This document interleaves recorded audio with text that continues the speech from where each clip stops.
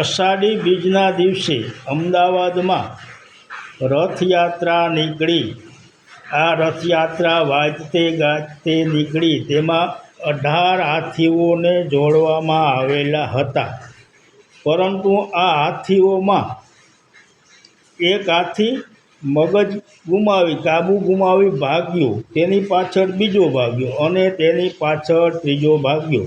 આ ત્રણેય હાથી કેમ ભાગ્યા ખબર? તેમને એક ભ્રષ્ટાચારી રાજકારણીનું મોઢું જોઈ ગયું અને તેને થયું કે આ ભ્રષ્ટાચારી રાજકારણીને મોઢું જોવા કરતાં ભાગવું સારું, એમ કરી તે ભાગી ગયો। પરંતુ બધા રાજકારણીઓ ભ્રષ્ટાચારી નથી, આમાંથી એકાદો હશે કદાચ, તેથી તે હાથી ત્યાંથી ભાગી ગયા। તો આપણને ખબર નથી પડતી કે કોણ સારું છે અને કોણ ખરાબ છે, પરંતુ આ પશુઓને ખબર પડે છે કે કોણ સારો માણસ છે અને કોણ ખરાબ છે। આપનું કહેવું શું છે? જય માતાજી।